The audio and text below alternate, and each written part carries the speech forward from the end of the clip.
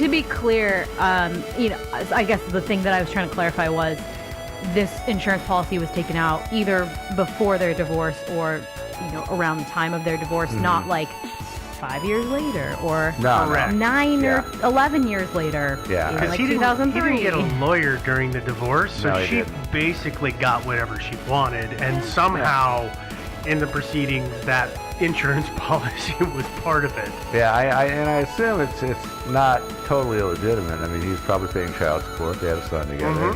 Probably. Well, if you get killed, we got to make sure that the kid gets a college education and all that stuff.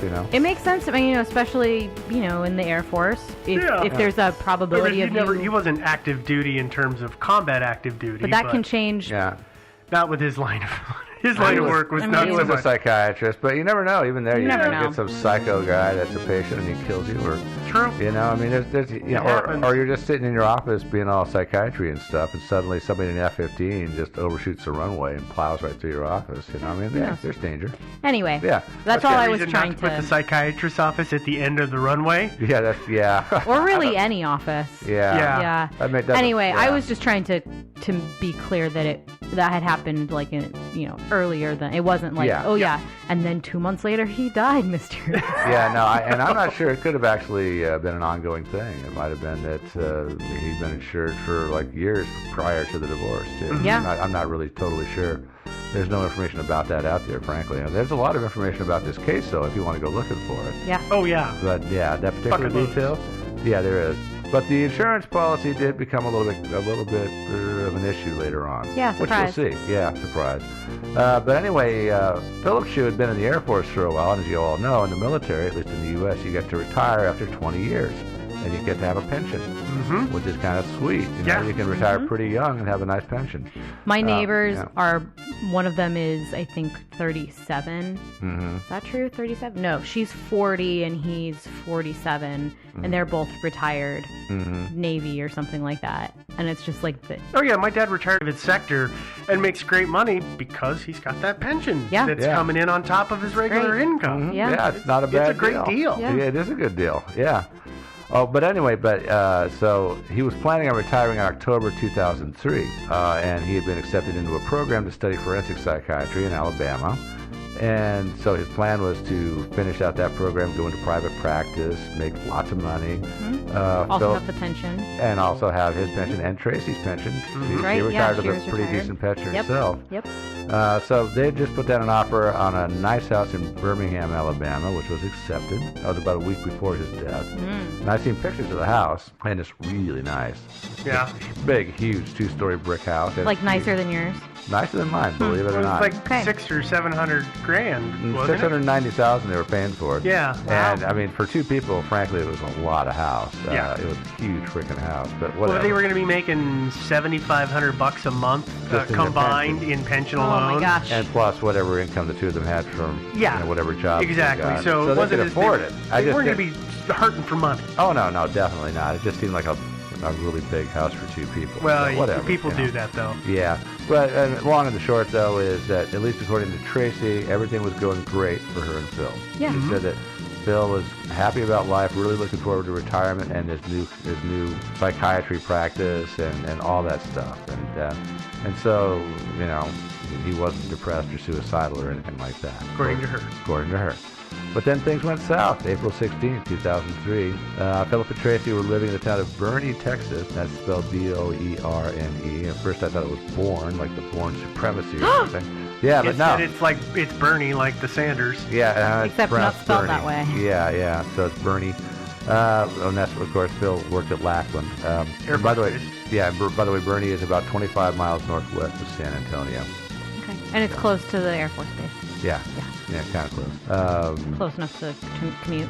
Yeah. Yep. Oh, yeah. So Philip left the house about an hour early that day, around 5:30 a.m., because he said he wanted to get to the office early to get some paperwork done.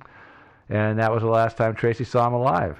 At 8:14, just a few hours later, that same morning, Phil's car was seen on Highway 10, which is a freeway that runs through Boerne. It comes from San Antonio up northwest through Boerne and then off beyond into the desert, well beyond.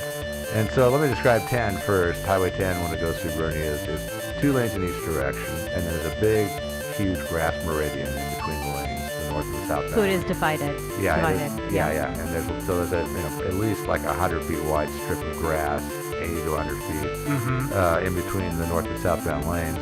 So Phil was seen going northbound at mile marker 543, which would be southeast Bernie, and he was headed northwest.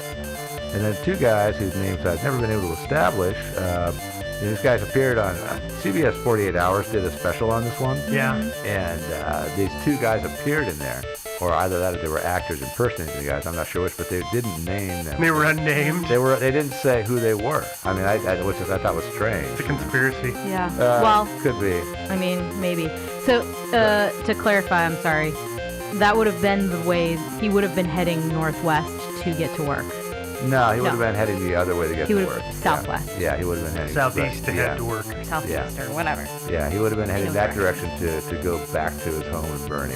And I'm not sure which exit. There are 3 freeway exits to get to Bernie.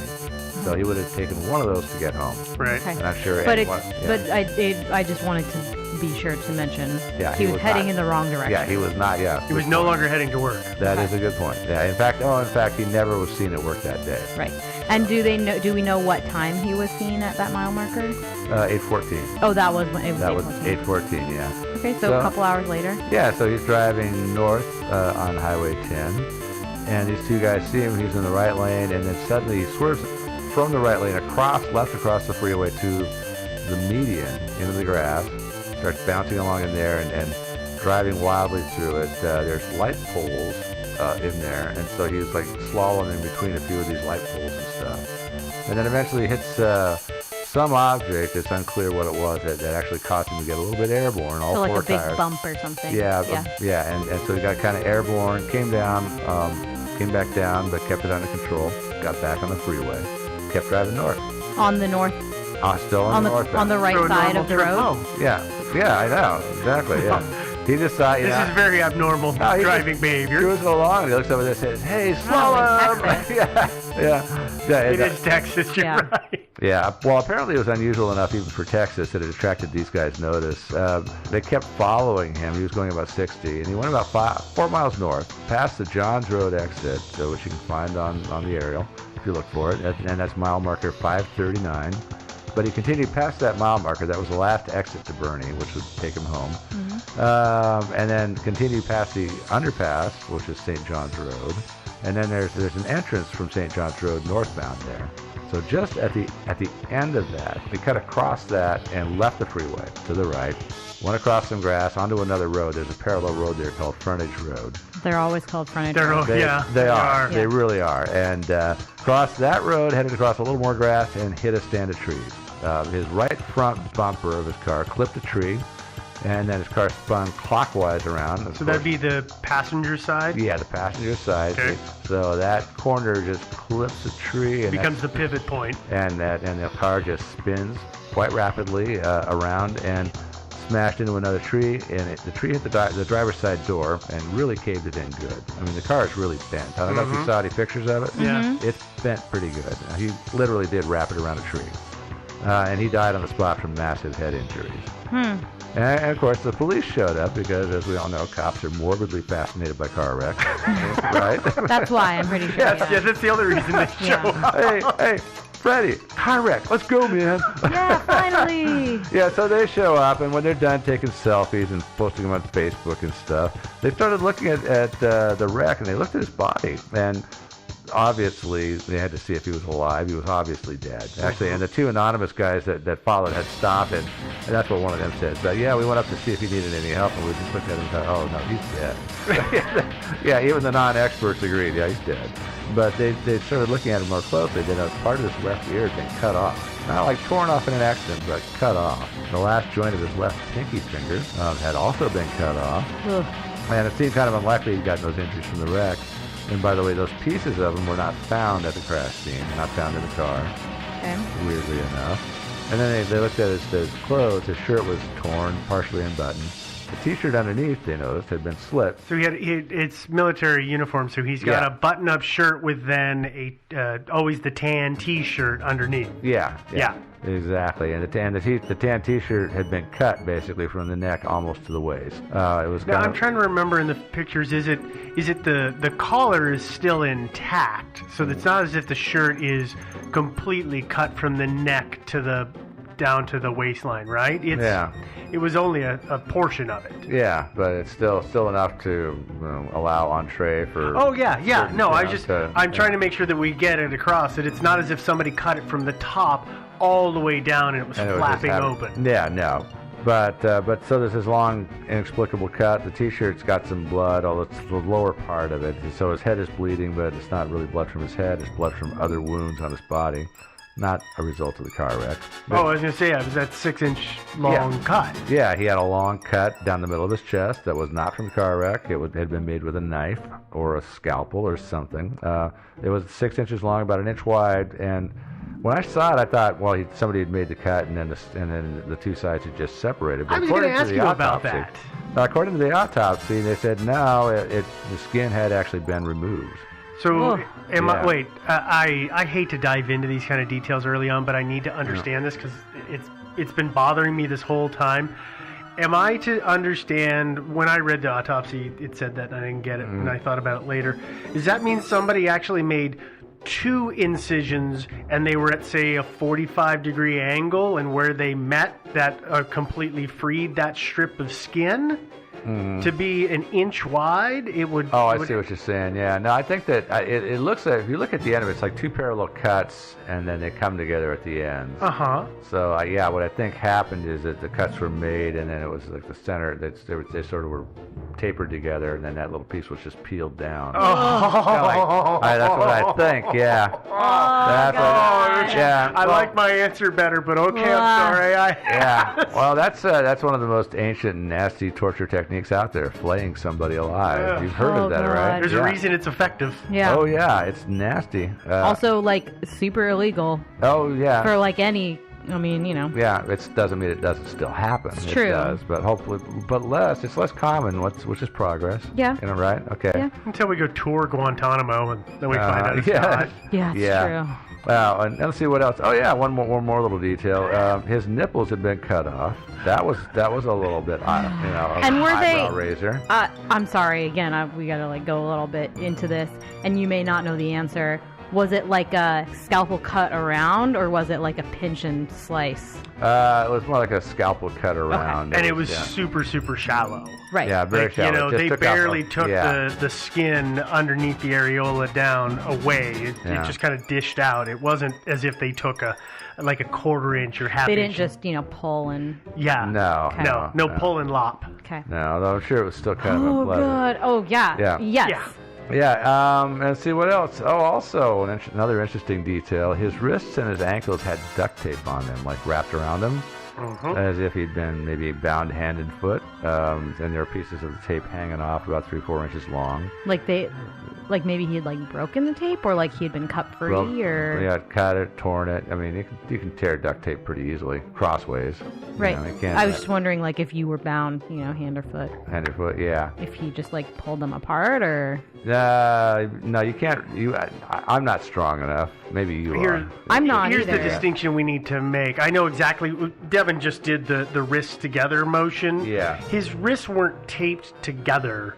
It was one wrist was taped, and then the other wrist was taped, and then somehow they appear to have been attached to each other with possibly that extra 3 or 4 inches of tape that was hanging, or it could be taped to some other object. Yeah, because I think it looked more to me because the tape in both wrists was wrapped around the wrist, and there was one end hanging off, so it looked more to me like maybe he had been tied to a chair. Yeah. Okay. And so the same with his ankles too, so it's not like they put his wrists together and wrapped them. His ankles together? Yeah. No, or his ankles. Yeah. Yeah, same thing. Yeah, you pointed down, neither wrists nor ankles. Yeah. Yeah. But I think that's also an important distinction. Yeah, and so, but he did have this duct tape on him, so that's interesting. It looked like somebody had tied him up and tortured him. Okay, now, as you can imagine, there was an autopsy. Yeah. Yeah, believe it or not. That revealed that Philip Shue had lidocaine in his system. What's no lidocaine? drugs. Lidocaine is an It's a numbing agent. It's an anesthetic. Usually it's like if you have to get stitches or something like that, they'll inject a little into the skin around the wound, maybe, and numb it, that kind of thing. I don't know if they use lidocaine for dental work or not. No, Still no, that's Novocaine. But if you've ever had... like a mole removed. Yes, that kind of stuff. yeah. That's exactly what they use it for. Or they just don't. numb it. Well, they do, but I think unless you've got Igor the Torturer for a doctor, and that's your own fault for choosing that provider. Hey, I should have been tipped off. I like these. Yeah. Okay, sorry. So he had lidocaine in his system. Oh yeah, no drugs or alcohol, Okay. and no illicit drugs. There was some Benadryl, but he probably had allergies. Nothing too suspicious about In that. April, particularly. Yeah, in April, yeah. Yeah. In Texas. Yeah, yeah. As for the lidocaine, the coroner concluded in his report that it came from a topical lidocaine cream that she had prescribed to himself a week or two before the accident.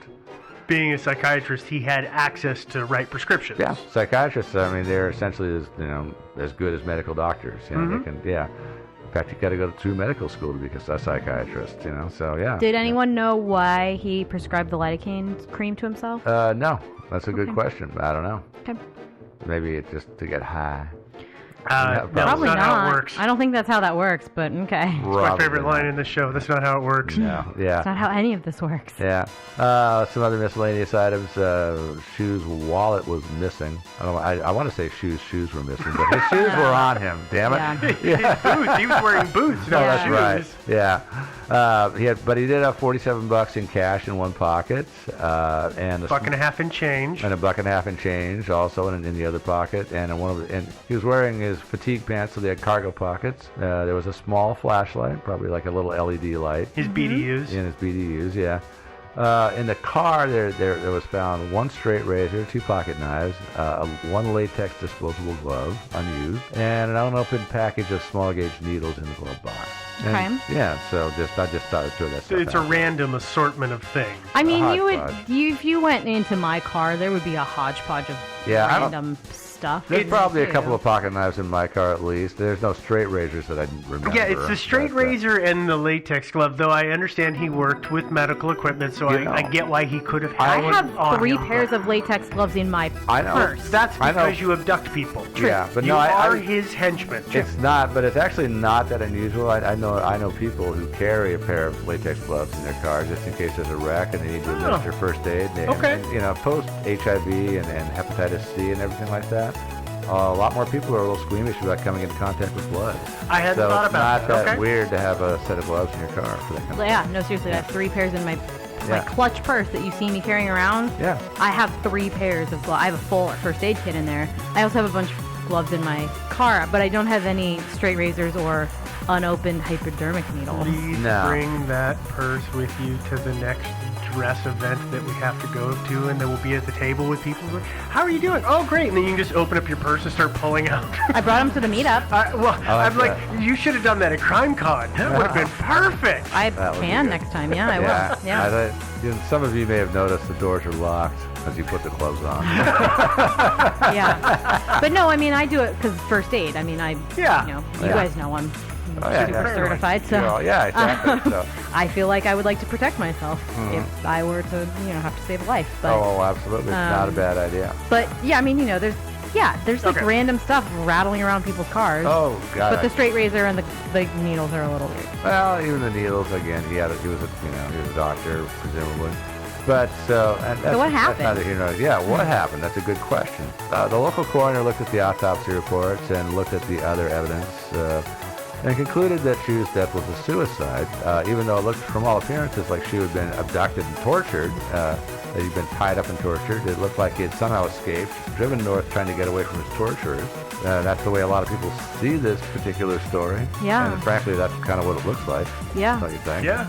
But nonetheless, he declared it a suicide. Okay. And he based this on some evidence. Okay, first of all, the 6-inch long cut in his chest. There were about a half a dozen, I think 5, shallow scratch marks next to that cut. Were those at the top or the bottom? Do you remember? I think they were on the side of it. Well, no, I mean, like, were they near the top of the incision or near the bottom of the end of the I think they're the top, but I'm not 100% sure on that. And so, in his mind, those appear to be hesitation marks. which are typically found on people who say cut their wrists committing suicide. Yeah. And that's, people sometimes, can't commit at first, and eventually they make up their minds to do it. Yeah, Or there's not. hesitation and Yeah, or they're not. tentative, yeah. Yeah. And Yeah, I so, mean, hurting yourself, you're going to have some hesitation no matter what. I would think so, yeah. The coroner also noted that she would be getting psychiatric treatment for depression and anxiety, which of course increased the risk for suicide. That's a weird way to say that, but yeah. Yeah, it kind of does. Yeah, unfortunately. Yeah. Well, I mean, well, suffering from depression and anxiety increases your risk of suicide, not the seeking of treatment for those things. Oh, well, yeah. Right. No. That's what sorry. That's what I see mean. It's like a weird way to... No, seeking treatment is probably a good idea. Yeah, it probably decreases your chances. Yeah. Well, what else do you notice? You notice that Chu, when he was driving north on the freeway, drove past 3 exits to Bernie, which is, if he was actually fleeing from his torturers, that's what you would kind of expect him to do. To head home. Go would be to home? head home or head to the police station or something. I would say police station maybe, but home, Not no. necessarily home. You no. don't want to leave somebody home. Yeah, although they probably know where you live already anyway. Yeah, but you want on the to off chance they don't. You want to just get off and scream around the city until you drive past a cop, And they pull Which you he over. did. Yeah. Well, yeah, he actually He kind did of on was the asking freeway. to be pulled over. It's true. Yeah. He drove right by a cop. Yeah, I know. He did on the freeway. What else? And then he wove through the light poles, as I mentioned earlier, and that was interpreted by the authorities as suicidal hesitation. So he's thinking, I'm going to plow into that big light post right there and end it all, but then loses his nerve, swerves, and so after a few tries, he says, screw it, let's get back on the freeway, look for something better. I have a question. Yeah. We'll talk about it in theories, I guess. And so, that I'm not so sure, but that's how that was interpreted as hesitation. He also noted Shu had a working cell phone in his car and that he could have called 911 if he'd been tortured and if he was being chased. And then lastly, he noted that there was lidocaine in Shu's bloodstream, which, as we said, it's an anesthetic. And why would somebody who's torturing him, why would they give him lidocaine? Why would they give somebody a painkiller if they want to torture him? So they concluded that his injuries had been self-inflicted. Ugh. Yeah. So why would somebody do this? I mean, it's kind of an insane way to kill yourself. Why would you go cut off your... It's extreme. There's a lot involved in all this self-mutilation and then you kill yourself? Why? And, well, the thinking was that maybe Shu wanted to make his suicide look like a murder. And like he was abducted and tortured, managed to escape, and then died fleeing in his car. And, well, why would he want to do that? Well, because his ex-wife Nancy had a life insurance policy on him for $1 million. So maybe staging a suicide to look like a homicide would keep her from collecting on the policy. And it did cause Nancy a few headaches, by the way, although in the end she did collect on the policy. The policy didn't have that suicide rider that we talk about all the time? No, actually, apparently a lot of them don't. It's just, I think there's some sort of a dealio where there's a waiting period. Like you can't buy an insurance policy and then kill yourself a month later. Yeah, so it's like, I don't know,